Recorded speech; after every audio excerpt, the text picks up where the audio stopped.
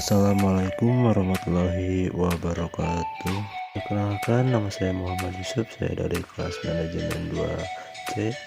NPM saya 2101065. Di sini saya akan menyampaikan materi tentang korupsi dan kehancuran keadaban bangsa. Pemerintahan yang bersih, good governance, menjadi sebuah urgensi untuk melahirkan kinerja pemerintah yang benar-benar berpihak kepada hajat hidup orang banyak. Pemerintah yang bersih menjadi sebuah penjelas bahwa roda pemerintah benar-benar dijalankan secara benar. Tidak ada kerja-kerja yang menyimpang yang kemudian merusak hati nurani publik. Pemerintah yang bersih sesungguhnya merupakan sebuah potret bahwa sesungguhnya agenda pembangunan yang bersentuhan dengan kepentingan publik kemudian sudah ditunaikan dengan sedemikian konkret dan praktis.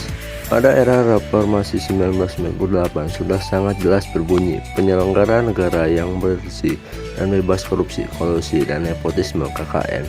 Persoalannya adalah kini pemerintah saat ini bukan bebas dari korupsi lain sejenisnya. Justru pemerintah saat ini semakin dihuni oleh para manusia yang berhati culas, picik, dan berpikir sempit. Pemerintah saat ini termasuk di dalamnya. Pemerintah daerah sudah tidak lagi ditepati para penyelenggara negara yang bersih dari KKN. Justru mereka adalah mantan narapidana yang pernah melakukan korupsi. Masa depan bangsa. Salah satu keberantakan yang pernah dan kini sedang menjadi pusat perhatian adalah korupsi. Said Hussein Alatas mengatakan bahwa penyakit korupsi akan melalui tahap terbatas, meluas, dan menghancurkan masyarakat di mana para koruptor berada di dalamnya. Pada tahun 1967, Jenderal Abdul Haris Nasution sudah mulai mengkhawatirkan perkembangan korupsi dan mengingatkan bahwa jika korupsi terus dibiarkan maka ini akan sangat berbahaya bagi masa depan bangsa. Ternyata prognosis tersebut kemudian menjadi kenyataan hingga saat ini. Kita telah memasuki tahap kedua dari ramalan itu. Korupsi sudah meluas, widespread, deeply rooted. Jika tahap ini gagal dihentikan, keruntuhan masyarakat terbentang di depan mata, sehingga pada tahap itulah korupsi menyebabkan masyarakat melakukan bunuh diri dan para koruptor yang berada di dalamnya akan turut tergilas.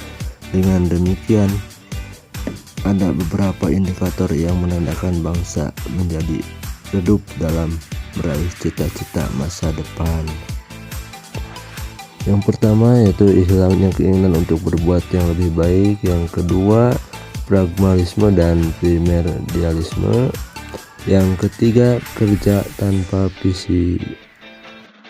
Kemiskinan struktural. Kemiskinan di Republik tercinta ini berada dalam kondisi akut dan mengkhawatirkan. Berdasarkan basis perhitungan internasional, sekitar separuh dari total populasi masuk dalam kategori miskin.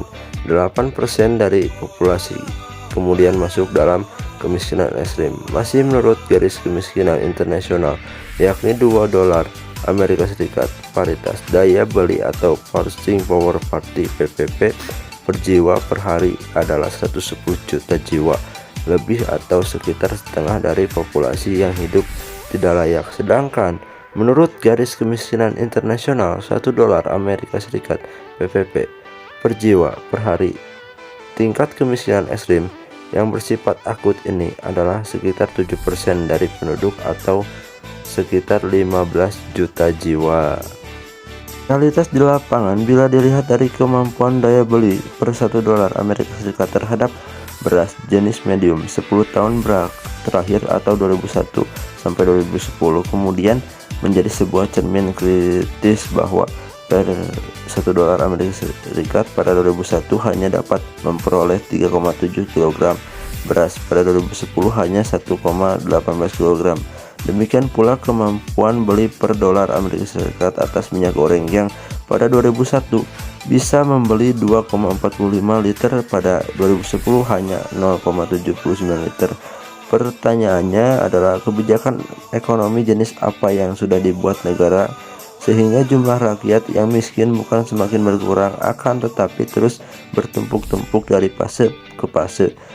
Mengapa negara tetap mempertahankan pola-pola kebijakan yang sangat mencekik rakyat? Bukan seharusnya menjadi kebijakan ekonomi di fase pemerintahan sebelumnya sebagai pelajaran sangat berharga di masa depan. Jangan sampai jatuh dalam lubang yang sama yang tidak merubah keadaan menjadi baik dan lebih baik lagi. Oleh sebab itu, ketika negara salah melahirkan kebijakan ekonomi, hal tersebut akan berdampak kepada semakin salahnya orientasi pembangunan kehidupan rakyat.